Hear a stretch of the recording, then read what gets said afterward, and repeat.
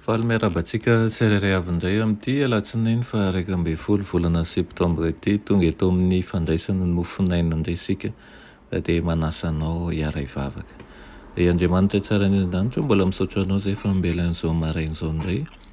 Maraina izay tianay iarahana aminao, tianay iombonana aminao ihany koa mba hahafahanay mandeha araka ny sitraponao.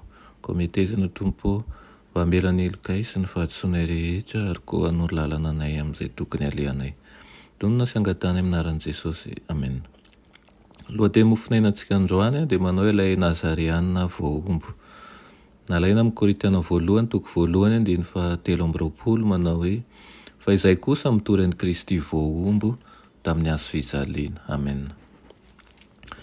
Jiosy ambany firazanana izay nobeazina tao amin'ny tanàna nalaza noho ny ara-tsim-panahiny Jesosy sy ilay hoentin'ny Paoly eo anaty Grika tany Korinto amin'ny maha Kristy azy. Nolavin'ny firenena izy ary tamin'ny farany dia natolo nombona tamin'ny hazo fijaliana toy ny olomeloka. Nino ny Grika fa ilaina ny hanandratra ny taranak'olombelona, nefa ny fianarana ny filozofia sy ny siansa no heveriny ho an'ny fomba izay tena ahatratrarana ny fisandrantana sy ny voninahitra marina. Ho azon'ny Paoly atao ve ny hitarika azy ireo ino fa ny finoanan'ity Jiosy tsy fanta-daza ity dia hanandratra sy hamendrika ny herin'ny fahalalany rehetra. Eo amin'ny olona maro miarabelona amintsika ankehitriny dia voadidina fahatsiarovana masina ny hazo fijalian'ny Kalvaria. Nefa tamin'ny andron'ny Paoly ny hazo fijaliana dia narahany hoe fihetseham-po izay mitory faharikorikina sy orohoro tokoa tamin'izany. Fantatry Paoly tsara ny fomba ndraisan'ny Jiosy sy ny jentilisan'ny Korinto ny hafatra netiny. Hoy izy hoe: fa izay kosa hoy izy mitory an'i Kristy voaombo tamin'ny hazo fijaliana. Hoy ny herin'ny ekena dia fahafitohinana amin'ny Jiosy ary fahatalana amin'ny Grika. Betsaka amin'ireo mpiainy Jiosy no sosotra amin'ny hafatra izay hotoriany.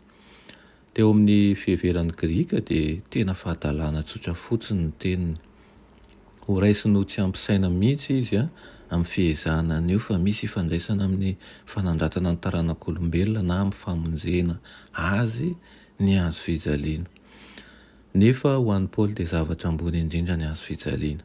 Hatramin'ny nanakanana azy teo amin'ny mampanenjika an'ireo mpanaraka an'ilay Nazariana nombona tamin'ny hazo fijaliana azy dia tsy mbola nitsahatra ny nanome voninahitra ny hazo fijaliana izy. Tamin'ny fotoana io dia nomena azy ny fanambarana momba ny fitiavan'Andriamanitra tsy voafetra araka izay ambaran'ny fahafatesan'i Kristy. Nanomboka tamin'ny ora io dia nanjary olom-baovao ao amin'i Kristy izy fantany tamin'ny alalan'ny fanandramana manokana fa rehefa misy mpanota mibanjina ny fitiavany iray araka izay hita ao amin'ny zanany natao sorona ka milefitra ao amin'ny herin'Andriamanitra miasa mangina dia tena misy fiarovana eo amin'ny fo. Ary manomboka hatreo dia Kristy ny zavatra rehetra sy ao amin'ny zavatra rehetra. Iriko mba ho amin'izany tokoa ianao tahaka ny ainan'ny Paoly mba ho tsapanao sy ho fantatrao amin'ny alalan'ny fanandramanao manokana miaran'i Kristy ny fitiavany iray. Ary manomboka eo dia Kristy ny ivo ny zavatra rehetra eo amin'ny fiainanao. Amen. Ry Andriamanitra tsara indrindra mbola misaotra anao izay ny amin'ny teninao amin'ity maraina ity.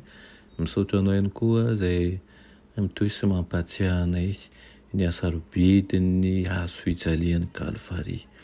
Eny fa na dia mety zavatra fahatalana ny fieritreretan'izao tontolo izao sy fahatafitohinana ho an'ny sasany dia fantatray fahery mitondra fandresena ho anay kosa ny sorona nataonao teo Kalvaria sy ny hery rehetra omenao anay isan'andro.